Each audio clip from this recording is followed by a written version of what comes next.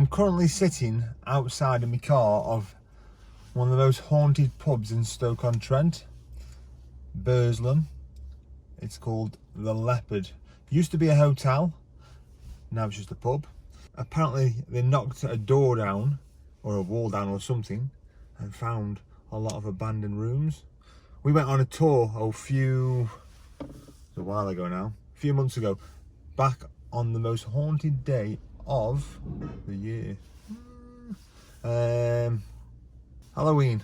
Yeah, so they do tours. It's worth a visit. You can Google or Facebook Chris Stokes, I think his name is.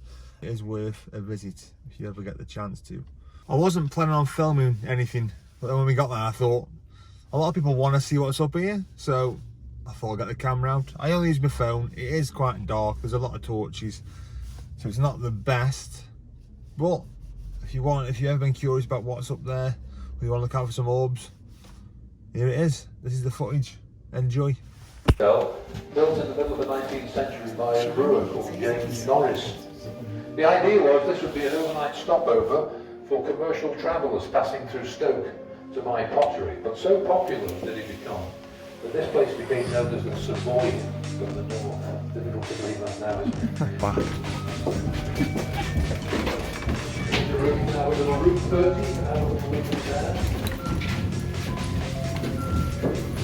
Most of the buildings in St. Anne's, there is still a station there, an original station.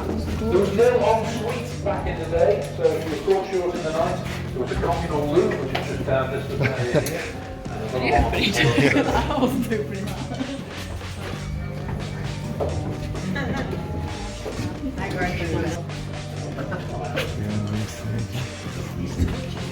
Kids, you're so small.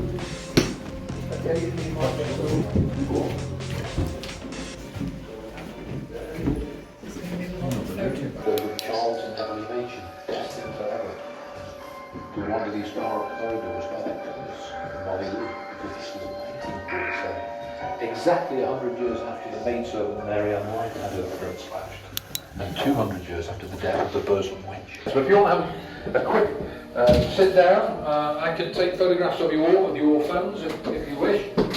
As a little memento and souvenir of your visit to the Leopard. So you can grab a seat. I'm going to have this. And anyone who wants me to tell you what.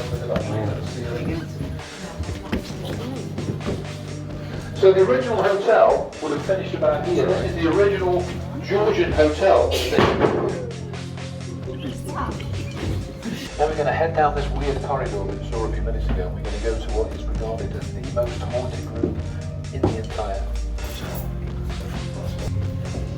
About 2 years ago, a friend of mine stood exactly where I am now. He took a photograph into this room, and the picture that showed was bizarre. It showed a small child kneeling down with long hair facing that window. You can find that photograph on my Facebook page or my website. You'll see it. It hasn't been photoshopped or tweaked in any way. It is exactly as it was taken. So let's all dip in and have a look.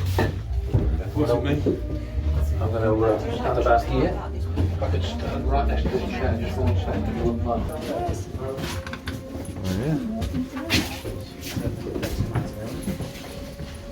We'll wait for everyone to make their way out.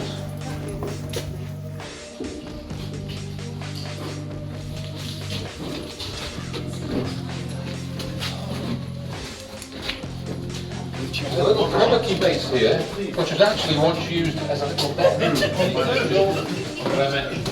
There were some bunk beds in this little area. You'd never dream of putting a child in such a confined space these days, but there were at least 2, possibly 3 bunks in this tiny little area here, and they're particularly bad here.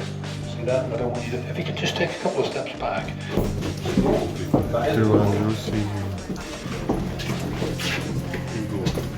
Look on closely, sometimes you see things.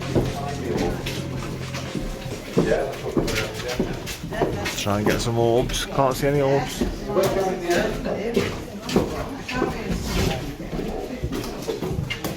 Right, so I can squeeze past you. Perfect. Now if we start to make our way down, please be extra careful. We'll head back down and out. We'll let you know yourself. So, like I say, not the best footage in the world, but it was alright.